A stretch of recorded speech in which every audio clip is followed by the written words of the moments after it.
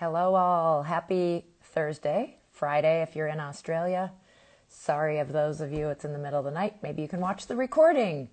Thank you, SupConnect, for allowing me, Kristen Thomas, to once again host an interesting person in the world of paddling. We're going to Florida today. Always so fun. Just quick reminder that we have a Facebook group because we often have follow-up with pictures or links to things that we talk about. So join us on hashtag SupConnect Live on Facebook. You can also learn about who the next guests are, and I do some panels separately too from that are on Facebook Live.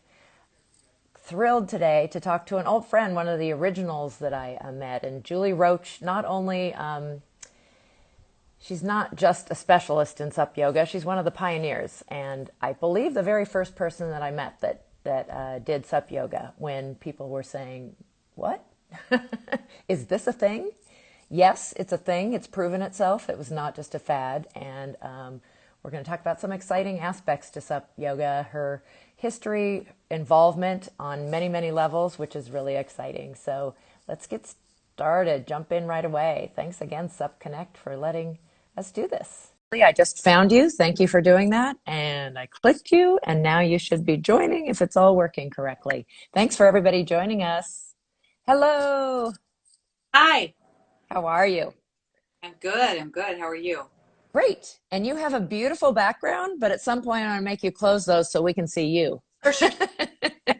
Because we can't really, we see a beautiful outline and I see water behind you, which we all love. But, if you don't have light on your face, we can't see your lovely face.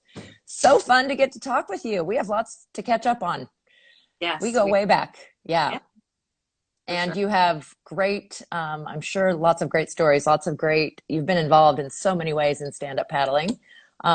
You're reminding me, though, I think we first met out in California. We'll talk about that story. I was thinking it might have been a surf expo. We definitely have spent many of those together, too. But I'd love to start just with your water story or your stand-up paddle story. Like what brought you there? Where did you first see it or do it? How'd you fall in love? What hooked you on stand-up paddling?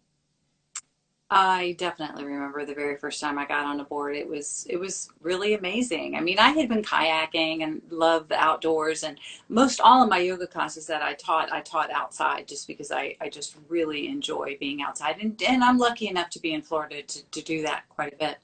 But stand-up paddling, there was another yoga instructor who had given me her card, and she had a picture of herself doing down dog on a board, and my jaw dropped. I was like, what is What? this? Like, I don't know, 2008, 2009. And she had vacationed in Hawaii, and once she came back, she was hooked, and she bought some boards and she started a little paddle company, but she was moving away. And she said, I sold my company. You should go out and check this out.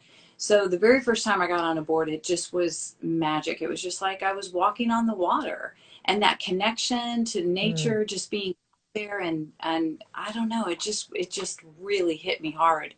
So the versatility of it, just being able to stand up or sit down, which I didn't have in my kayak, and then being able to do yoga on it, it was just really an amazing feeling. And I didn't want to give it up. I remember that night they're like calling me in, and I'm like, no, I'm not getting No. off this. Yeah. I'm going to live out here. Well, we did first meet, I think it was in California. And I don't know if you recognize this. Double reason to wear my Sup Love shirt. It's Valentine's week, so the heart, but Sup Love was the company. So thanks, Matt and Deb Johnston. I believe you introduced us.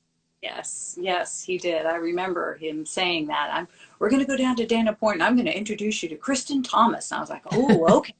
Ooh, who's that? But yeah, that was great. That was the very first trips out there. I think I had seen one of Matt's boards, and the bamboo on it was just like, oh, this is like a yoga studio. And I don't want any of that rubber traction stuff on it. I just want to practice right here on the bamboo. And he did have some really awesome traction pads too. I remember that. But going out there, meeting him, and then we did that first class in Dana Point. And I don't know if you remember, Tracy Stanley was there. Yes. And Matt came out too. I was really nervous because I didn't think that Matt was going to come out and do yoga on the boards, but it was early on, and we were just kind of drifting around and doing some yoga and paddling. And I remember apologizing to Matt and saying, usually we don't move that much, and we can just practice. And he's like, Julie, it's stand-up paddleboard yoga, so you have to paddle and do yoga. Well, since then, I've kind of refined it a little bit. I'm not really big on trying to move everybody around at the same time, just more, a little bit more anchored and stable. Yeah, well, we're going to talk about a lot of things because you've been in it the whole time, and you've watched so many things develop, even though it's only been just a bit over a decade. But yoga came first, and you were a yoga instructor, like, and you've mentioned that already.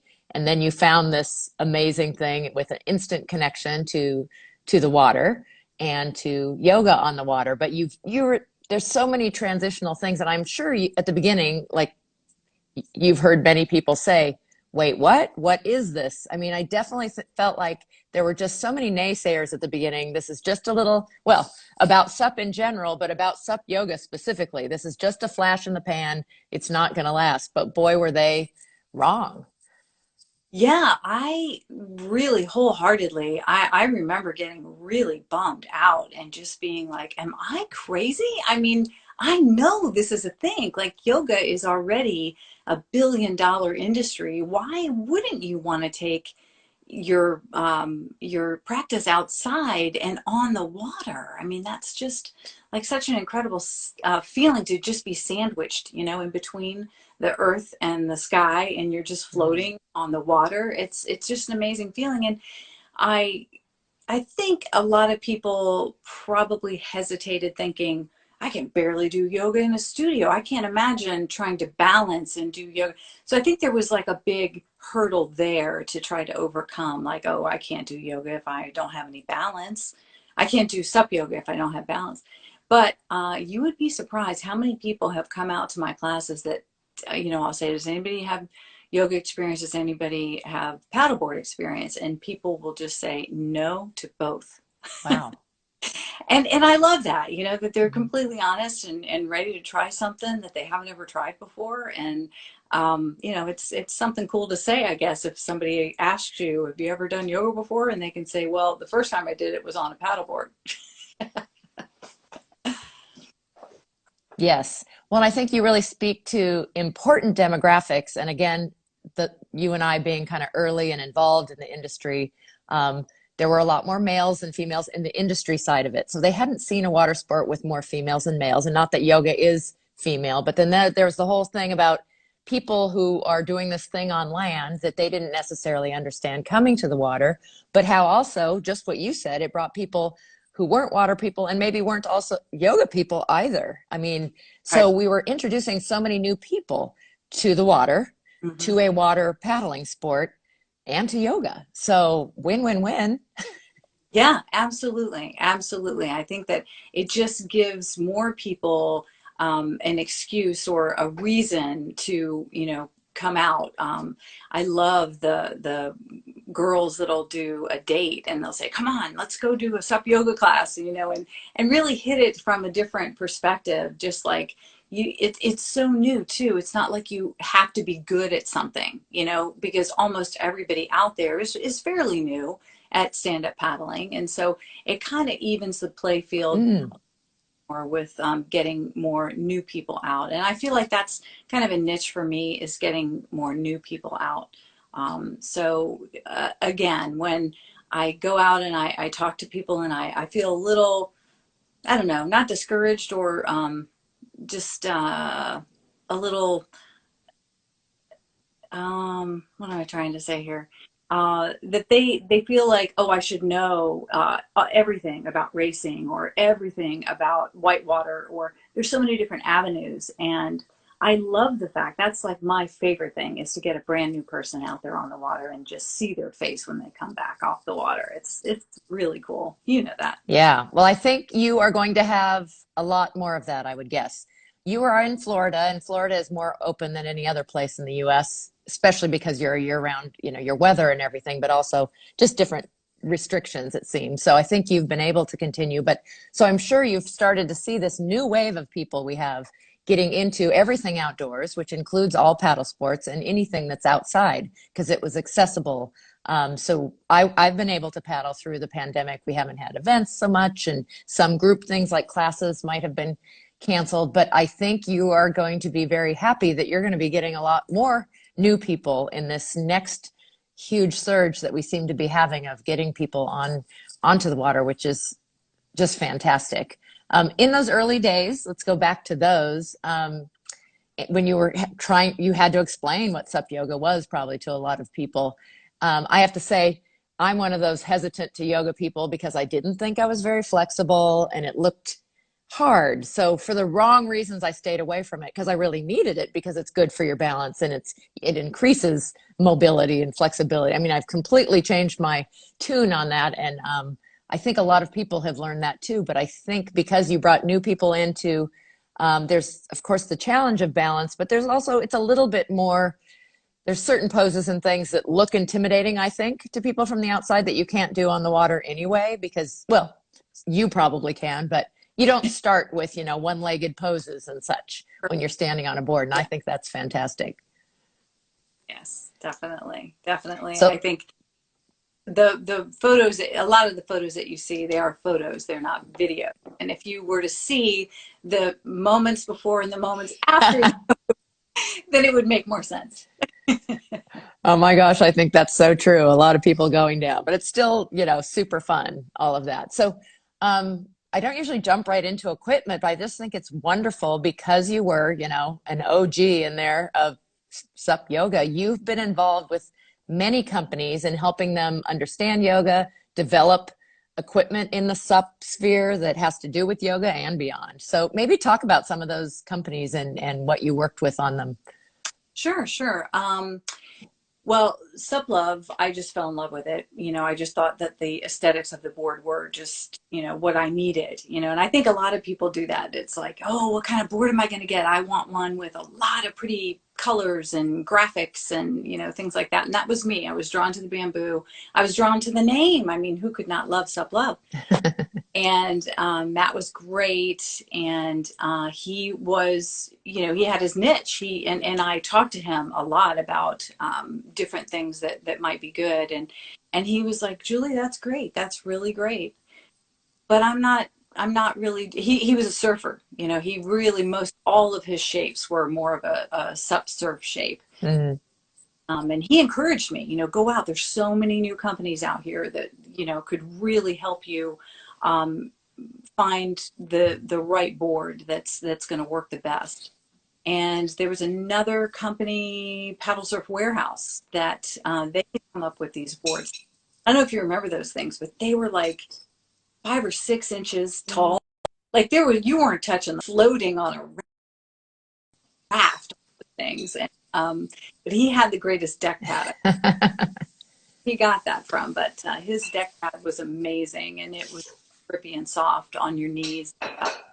So worked with them for a little bit, and then Bic Sup approached me, and guys, they were all in. They were like, okay, we can see this is coming, and we need some input, and we need to know, what's the best type of situation. And the first thing was that surf shape. When you've got that planing hull and it just slaps on the water, when you're paddling out, or when you're on flat water, it just really was not the greatest.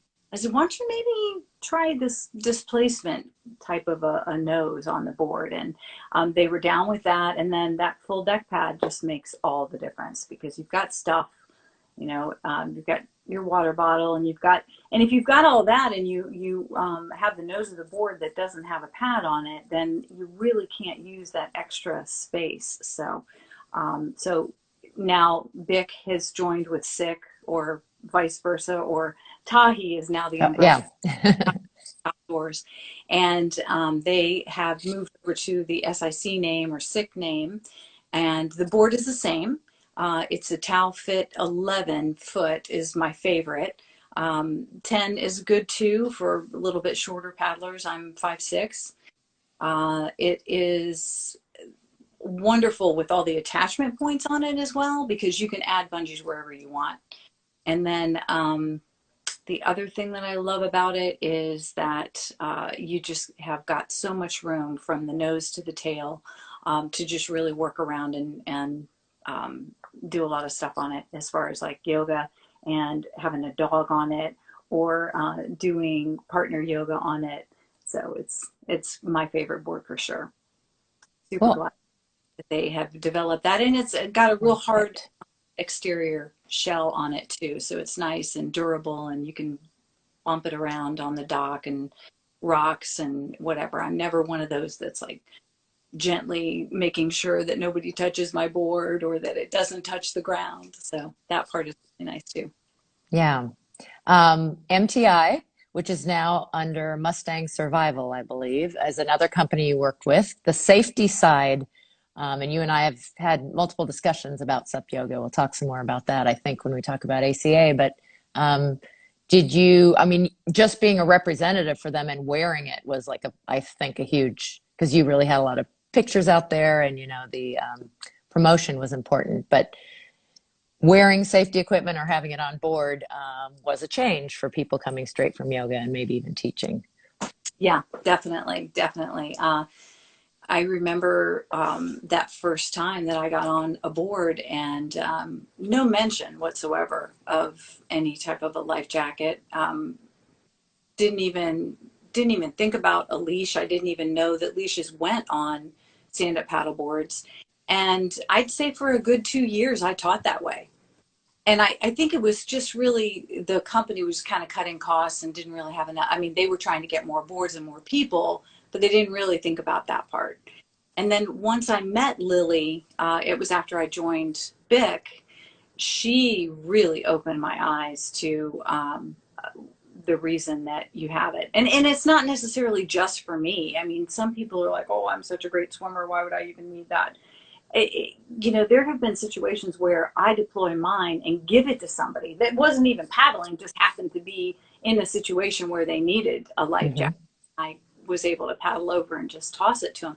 But regardless of that, I think that those big orange uh, horse collars is what we call them, that people just have on their board just because they need to have something on their board, um, is just kind of a waste. It's a waste of space, a waste of money. And if you're really serious about paddling and you are going to invest in a board, why not invest in a good life jacket? Whether it's a vest or it's a belt pack. And I like the belt pack just because I can stuff my phone in there. It's got a little zipper. It's just, it's kind of a woman thing. You got to have a place to keep your stuff. But Mm-hmm. the other thing that I really like about those MTI or Mustang ones is that it's a full vest. A lot of those belt packs, people don't really open them up, but a lot of them are just a cushion, which is fine. I mean, better than nothing. And it's got like a strap and you throw it over your head and you've just got a cushion here. But the MTI ones are really nice, definitely life saving quality type of a vest that's inside of the belt packs. So I really like those. Yeah. And And then I go missed. ahead. Sorry, I'm covering you up when I speak. Indoboard was another company you worked with a bit. The balance, the Mhm. cross training. Yeah, yeah, that was a really interesting product as well. Still out there, still selling those. Um, but what I would do to because I didn't really know what I was doing, and I needed to be able to practice on a board as much as possible and develop my curriculum and my H2O level 1 and level 2 trainings that I was starting to do. So I got my board and I got these big, they're called Hagante cushions, but they're like a half of a, well, it's a full, not a, like a Bosu ball would just be a half. This was Mm-hmm. and you blow it up. And I put one on the front and one on the back, and I would put that thing in my living room and I would just practice. I'd just jump on it. If I had calls to make or whatever, I'd just be on that board doing yoga while I was on the phone or whatever. So when Hunter approached me, he's like, I got to show you something. Come on over here. And again, I feel pretty fortunate to live in Florida because a lot of these companies, they, do a lot of stuff in Florida, whether it's a surf expo or Hunter happens to live over in Melbourne. So he had developed this long board. I believe it was about 6 feet, maybe 5.5 feet. And it was more on the narrow side. So it made it even more challenging to do yoga on this yoga board than it did to do it on your board on the water. So I would conduct classes, and if it were rainy, then I would have the yoga boards there, and we would just do it inside, and we could still kind of have, the same type of a feeling or the same type of um, practice that we could do on the water as Yeah, well. neat, but a great alternative. And then other Yeah. things, again, I'm not a sup yoga teacher, but that I've seen happen is, just trying to solve the issues like you mentioned, floating around. So anchors, and some companies have come up with interesting ways to do, depending how you teach, putting the teacher in the middle on a different, floating object that they attach to, and attaching to each other's boards and that kind of thing. Have you seen a big transition in that? Have you been involved with any of it? Isn't it so interesting? It just brings me back to those first early days when people were just poo-pooing it and like, what? We're not going to do, and who's going to do that? Nobody's going to do that. Now it's like a big thing. Yeah, I remember, I think it was Mistral. I don't know if I'm saying that right. They had this big daisy, and then each sup was like had a little slot in the little daisy part where you could attach to it. And then I think a lot of people knocked that off. The problem with that was if somebody were to fall off, they just fall on somebody else's board. Mm, A lot of space in between those pedals or paddle boards that you could really safely land. So I don't think that went over very well. Not too, I don't see too many of those anymore. Um, and as far as an anchoring system, the very best one, and I still use it to this day, I found in St. Thomas early, I think, gosh, I want to say 2012 maybe. I went down there for a training and also a retreat. I brought a group of girls with me, and there was a gentleman who had some boards down there in beautiful location. And he's like, come on out, I got it all set up for you. And it was a beautiful square that was marked off with buoys. And people just, he had already, developed it, and people were coming out and they would take the leash off of their leg and they would loop it through the anchoring system. And my jaw dropped. I was just like, this is incredible. Like, it's set up so perfectly. He's like, oh, it's nothing. It's just buoys and line. I'm like, Colin, you need to patent this. And he's like, you can't patent it. There's nothing to patent. It's just line and buoys. I'm like, okay, well, could you make me one? and So he made me one, and he also showed me how to make them. And so now I show it in my trainings, and then I also sell them, and I sell them online. And you can take one line and just have 5 people on it, or you can take the entire line, you could put 20 people on it, and everybody's secure and safe. And we had that when and I know I'm jumping ahead, but once we did the ACA training for the very first time, we had everybody on it. And that was one of the key elements that the ACA allowed you within their scope of their program to take your PFD off if you were anchored. And that was for the yoga program. So that was kind of an important thing there that, yeah. You had some place to land, Hmm. take your PFD off, and then you could practice yoga, and then you put it back on before you paddle away. And that makes sense. And that still fits the law in the US, which is on Yes. vessel, which, in general, when we're paddling, a lot of us think that's silly, but exactly, if you're safely attached, that makes a lot of sense. So let's go back to that. So you, I believe, started developing your own curriculum for H2O before the ACA, and then you co-wrote Yeah.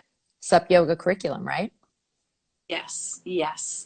So with anything that is an organization like that, there's many steps, lots of wheels, lots of red tape that need to be done. So in the meantime, I was certifying people with H2O, which a lot of that we brought over to the ACA curriculum. Um, not a whole lot of difference there. I think the main difference is that when you get certified through the ACA, it's more of a plan, like here's the poses that work the best. You know, you need A, B, C, safety and paddling information, and then you could do these strokes. And HGO is just a little bit different because I've created just like a class card and I laminate it. So you've got the basic class on one side and you've got a little bit more advanced class on the other side. And you can attach it to your board so it's right there. It's not, you know, you're not just relying on memory and, oh, is this a good pose? Or so everybody's really like that in the HGO program. It's like, oh my gosh, the whole flow is like right here, and I don't have all I need to do is look down, and you know, not have to really worry about what comes next because there's a lot of surprises that happen out there in the middle of the class. Yeah, which, back to safety, I think you and I have had discussions. I've been concerned being a part of the industry, just that it's so exciting that people are coming to the water, but they're definitely, even in instructors of sup yoga, sometimes not that knowledge and skill in, would you be able to rescue someone if they fell off the board? Do you actually know how to paddle yourself so you can tell others how to paddle, even though that isn't the focus of your, and sometimes the sup yoga is steps away, just into the water, but oftentimes you paddle to a destination. Or what if, like you said, surprises. It's outside is probably the biggest, what if, because weather can change in a heartbeat. And you have, of course, beautiful warm weather, but I think it changes even faster in Florida. And lightning, for instance, can be something where you need to quickly get off the water. What are some other surprises? Just the wind. Wind. The wind coming up is, that I my friends and my yogis, they're all just like, oh, it's weather, oh, it's weather, oh, it's weather. But I mean, I have so many weather apps that I just rely on because if it's coming up one way, there's a good chance we can paddle around the corner or we can go to a different location or a different side of the lake. And that I think is really key. Is just you've got to keep your eye on the weather apps at all times. Just recently, I was out and it was kind of overcast. I'm like, oh, you guys don't worry, it's going to blow over. I've got the radar. I'm on my board. We're just getting ready to start the class, and we hear this rumbling, and I'm like, I don't think that's thunder because I'm looking at the radar, and lo and behold, just a few minutes later, it was just like kaboom, and we each other were like, okay, we're out of here. So you can't 100% rely on the apps and the radar, but in Florida, especially those thunderstorms, they can come up pretty quickly. And sometimes if there's not lightning, we'll stay out there, and I've gotten some of the best photos and just had some of the best times. Yeah. Pouring down rain, and you're just paddling in the rain. It's Uh, amazing. as you said, that connection to nature. I mean, a shavasana with your hands dangling and feeling the breeze or the sun or the rain or whatever it is, feeling nature, I just think there's nothing like it. Absolutely agree. So, something else that you do besides teaching yoga, instructing instructors to become yoga, sup yoga teachers. I don't know if you still do yoga in the land, but of course you're a yoga teacher, is you run retreats. So tell us a little bit. You mentioned, boy, I didn't know you'd been doing them for so long, like way back at St. Thomas. Yeah. Um, Even before that, to tell you the truth, I took one of my first trips was down to Machu Picchu.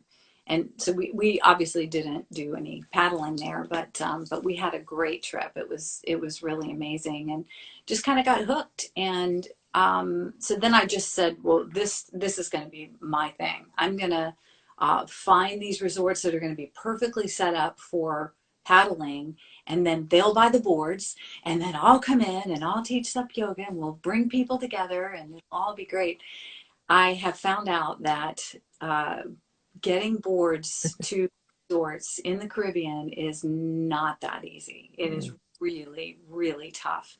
Um, Somebody told me, I think it was a BIC rep, that it almost costs as much in customs and taxes to get that board in as the board costs these people. So there's not a lot of places that do have them.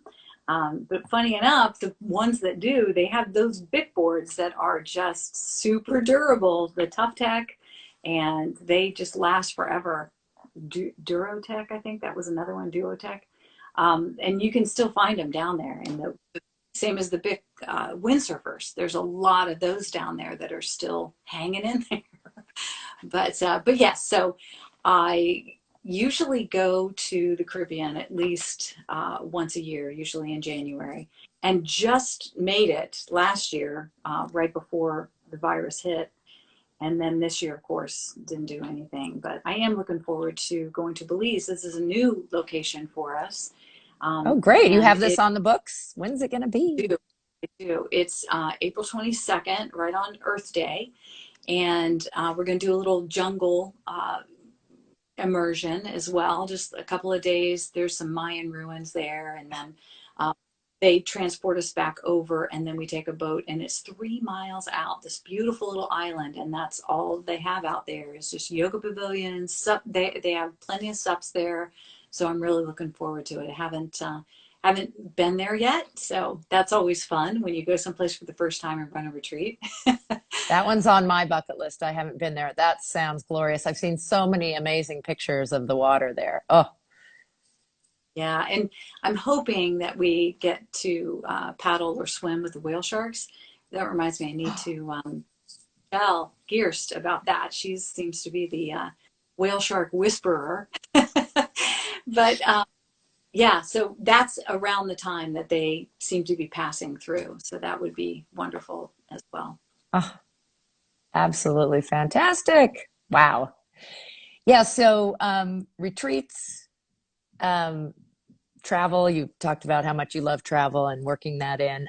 What are some of your favorite places you've ever been or want to go? I guess that could be two different lists, huh? Yeah, definitely two different lists. Top of the list of where I've been is the Galapagos, and that was early before I even started paddling. My family went there and just had a blast, and I think that would be a beautiful place to do some type of a sup yoga adventure there. Um, and Lake Tahoe is one of my favorites. Another one that I usually go in the summertime because it's so hot here in Florida. And just having those mountains 360 degrees, oh my gosh, it's just one of the most amazing places to paddle. Um, and then I really love Florida. There's so many different water venues here. You know, the springs that are in the middle of the state, and then the East Coast when it's nice and not too surfy. I love paddling. And then on the Gulf Coast, we just did a little camp out down in Marco Island, just south of Naples. That was just incredible. The stars were incredible. We were on one of the out islands. There's a park. It's called 10,000 Islands Park, and it's just mangroves. But there's a few really beautiful beaches, and it's right there on the ocean, and we camped out there. So that was really one of my favorite places as well. There's a lot of places in Florida that I haven't been. The Dry Tortugas is definitely a place that I want to go right off the coast of Key West. It's about 60 Mm-hmm. miles off the coast there. So looking at that sometime. And I think the very top of my paddling bucket list is Croatia. Really would love to explore Croatia. So I think you've been there, haven't you? I have. I didn't want to pipe in, but yes, amazing. And half of it was a sailing trip, and there were boards on the boat, so I could jump off and paddle, even though we were with four couples, so eight of us, and not everybody was a paddler, but I got to get lots of paddling in. So it wasn't just a paddle trip, but they have so much amazing water, both the ocean and the islands, and then inland water because of the lime in the water, the beautiful pools that creates, and the color of the water. Ah, Wow. I'm really dying to go. Was the water really cold? The ocean? Was it really Mm-mm. cold? No, No? but we were there early fall, so Oh, probably at the warmest. okay. Yeah, Great. Lucky you. I know. I miss travel a lot. Yeah. Um, really look forward to things opening up, but I think we're heading in the right direction, and things will hopefully open up soon. Um, I'd be remiss if I don't ask you for some tips. How about, I don't know if it should be for getting into sup yoga or becoming a sup yoga instructor, either one. How about three tips for trying sup yoga? What do you recommend? Well, excuse me, the first thing that I would recommend is don't get too uh, tied into a board for whatever reason. So I have a lot of women and they're like, oh, I need my board to be light and I need it to be small. And no, if you really want to have a great experience for sup yoga, it would definitely be get the biggest board Mhm. you could possibly handle. Get some sup wheels, you can drag it with you, or there's ways to get it up on top of your car.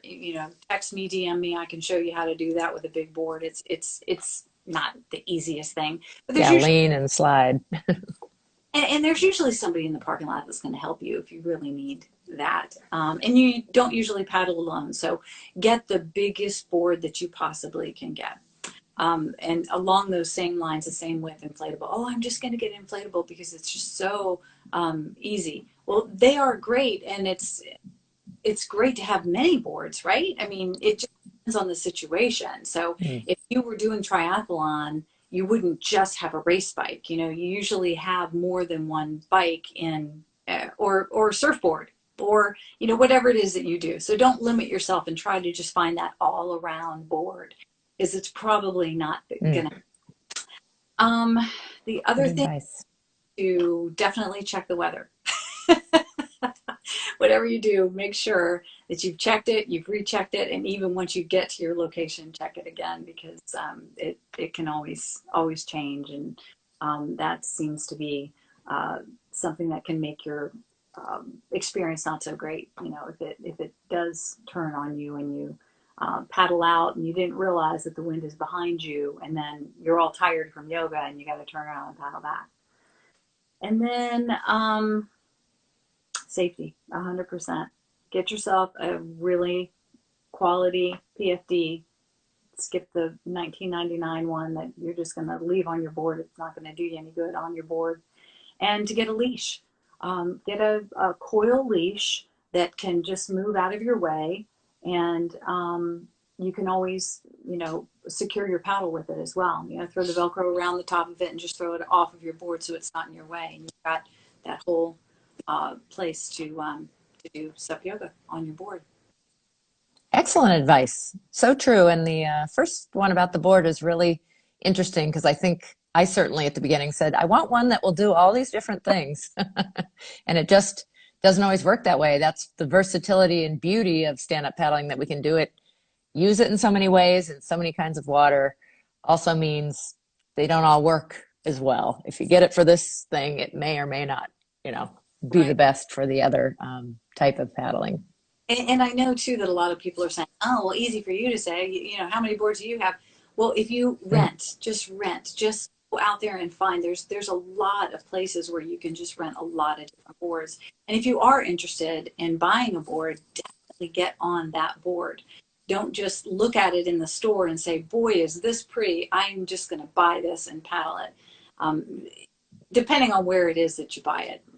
My son works at Ski World in Orlando, and you can try any board, but if you go to West Marine, I guess that's probably not the easiest thing to ask them to, you know, try a board. But Yeah, I think we're lucky where we live. We have a lot more possibility in Florida and California to try things out, because I hear that from people in kind of remote spots.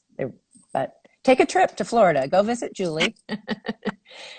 Lots yeah, of good paddling in Orlando and so much water in Florida. I do absolutely love that about Florida. So, you've been at this a while and you've been involved in stand-up paddling, kind of, it's not the very beginning, but really the beginning of the surge. And if you could look back, what do you wish you knew back then that you know now, 10, 12 years later? oh, definitely the anchoring, definitely. I just laugh when I think, how did you even just try to do? I mean, it was just chaos. It was like cats out there. Look, and I'd be like, oh, you know what? Maybe if we just go over there, and then we'd spend all of our time paddling to find a place to just see that, if it would work, or we would get a few poses in. And it was just so chaotic and frustrating. So I definitely would tell myself to find a way to get some anchors in the water, even if it's I know some people just get milk jugs and they fill them up with sand, throw it on the back of your board. but something to where you're not going to just be floating all over the place. Hmm. So you've done a lot. Is there anything in the stand-up paddle world you're still hoping to explore? Any type of paddling or place or? Definitely places. Oh gosh, yes, definitely places. I think like the Pacific would just be incredible to go to, and Australia, um, places that are really far away. And I have to stop and think and say, okay, wait, let's look at the hours in the air and say, well, the Caribbean is like an hour and a half. But yes, there are definitely places, and just not enough time, you know? Mm, Not enough. yeah. So, how about you? Do you have a bucket list? Lots, yes. And it just, the more I travel, the longer the list gets, not shorter. You just find other places that you learn about. Yeah. Would you go back to Croatia? Absolutely. Yeah. And Slovenia and Eastern Europe. And yeah, Montenegro? you're right there. Yeah. Then you're there near, Venice, and you could do parts of Italy and get Yeah. carried away. Yes. I'd love to leave for a couple weeks to a month at a time, but it just can't right now at this point in life. But it sure sounds lovely. Yeah. I hope Surf Expo comes back. I think that was a really cool community when we could all get together at this side of the country. It's not, yeah, it's not looking good for trade shows just in general. There's a lot you can do online these days. And then, of course, COVID's hit it hard. As you know, the weather hit it hard twice. So Surf Expo itself specifically really got hurt by a couple of hurricanes. Yeah, our industry association doesn't have a partnership with them anymore, but I wish them well. And it was such a special time because it was where we got to all see each other. It's where, Uh, you knew you were going to get to, I mean, it's just such a fun. I remember my husband laughing because he doesn't like his trade shows. And I said, "Oh, love trade shows." He said, "It's not the trade show, it's the people, really." the SUP pool was so much fun. And even in So, outdoor retailer in Salt Lake City, that was just amazing as well, that we were able to paddle and have an indoor pool, or I think that one was outside, but just to be able to meet so many people and see all the new products, it was a really cool time. So I hope that does come back. and those pools really worked for sup yoga and for a lot of things to be able to demonstrate product. I think it was unfortunate. They really thought it was okay. People know what sup is now. They don't have to have a little pool, but I think they should have grown the pool area. And there's a lot of, I still see, in European trade shows, they did, for Yeah. instance, the long one where they could have a little event going on. They could have racing in it too, as well as using it for everything else. But as it was challenging sometimes. I remember demonstrating things, and I got much better at pivot turning because you could only take a few strokes and then you had to do a turn. And Right. Yeah, definitely. It was a lot of fun. but fun. Yeah, did a lot. That's where I first inflated a belt pack because I'd Yes. never even seen it done, and then I got to demonstrate them and fall off and show how they work because people hadn't even used them before. Yeah, there was a sea monster. I remember one year there was this sea monster that was just, in costume walking around. And we got him in the pool and we got a PFD around his neck. Just fun, silly stuff that we I had. So, love it. Yeah, there were lots of good times to remember, but hopefully we can find ways to, because it is so much about community. As mhm. much as we love our connection with nature, we love getting outside. There's so many ways to enjoy it. There's such great people in the stand-up paddle world, and Yeah. love bringing them together. And you are one of them. I've so appreciated your time and learning new stuff about you, and then reminiscing about things. You've been such a powerhouse in the sup yoga. Thanks for what you've done in creating, in growing the sport, in just being a smiling part of the whole thing. Oh, well, thank you very much for having me. It was fun. Thanks. And this does go immediately to IGTV, so it's recorded, and then it will be on both SupConnect's YouTube channel and KT Outside, my YouTube channel. So if anybody missed it, that anybody out there listening knows, or Julie, if you know anybody who wants to, send them that way. And don't forget to find our Facebook group. We're going to post a couple of pictures. Julie dug up some old ones from Surf Expo, she said. That should be fun. Dana, Um, our class on Dana Point. And oh, that's going way back. That's so fun. Great. Well, thank you again, Julie. Great to see you.